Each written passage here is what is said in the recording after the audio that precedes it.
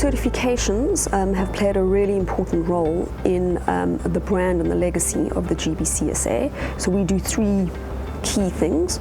We train, we advocate, and we certify. Greenwashing has for a long time undermined the true meaning of environmental sustainability and green living. The Green Building Council South Africa rose up to that challenge in the form of certifications, a benchmark for clients to rate their buildings against. The market is fairly saturated with a lot of products which promote themselves as green, but may not actually be green at all. So I think as the GBC, I'd like to think we are part of that movement that's trying to clear out that. We've brought in a net zero certification, which is now starting to talk to buildings that ultimately eliminate that environmental impact in either the way the building's constructed or operated, or it actually could have a positive impact on the environment where it could produce energy now for the surrounding buildings and so on. Gbcsa has been very instrumental in making sure that the process has buy-in from the industry. All the AP, when they release a certification tool, when they develop one, it's with input of different APs in the industry, different professionals in the industry, so that their process is not something they're adding on, but it's something they are working with the different APs and the different professionals to develop. So the steps becomes very natural to the industry professionals and ourselves as AP.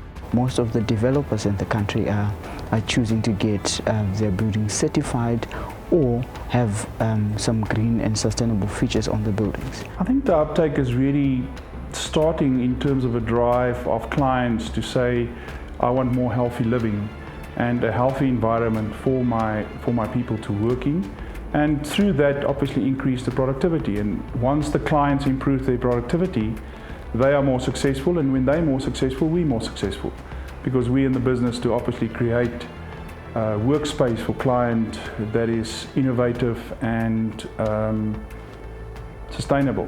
So we'd like to see green building being a norm rather than an exception.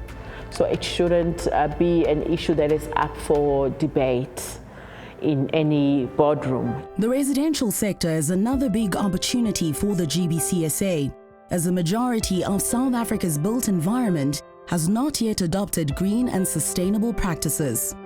Among its various tools, the Council has introduced a residential focus tool called EDGE.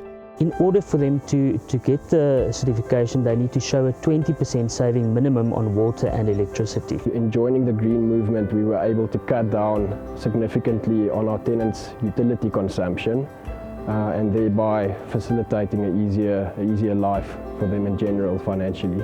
We are the organisation who then needs to go and research the next level, research what standards have changed and readjust that benchmark.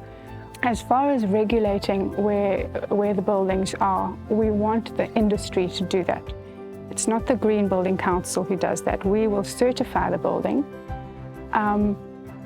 but we don't have the resources to be able to go out and remove a certification. At the moment, I think an exciting chapter within the green building movement and the green building industry is looking at net zero projects. And we might be looking at net zero carbon, net zero water, we might be looking at net zero ecology, or even net zero waste. But these are essentially projects that try and totally minimize their impact on the environment in terms of a specific resource impact. And that's really exciting, because that's looking at regenerative design that asks not just, can we do something more efficiently, but can we do something radically differently? Well, Virgin Active are committed to changing business for good. For us, this means building and operating efficient green health clubs.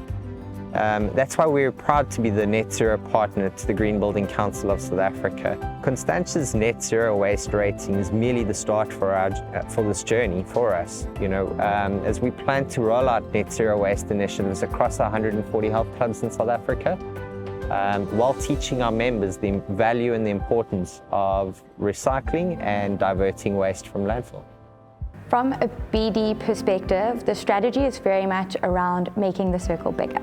So continuing to bring new and different people into the green building movement, to creating a collaborative space where public and private entities can work together, and also creating a space where green buildings go far and beyond the office buildings of Sandton and start to reach into schools, clinics. We're starting to look at housing, so we've managed to get quite a lot of traction in the residential space, which is huge.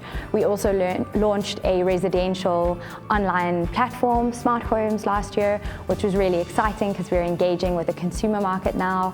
So from a trends perspective, it's certainly about including more people in the conversation.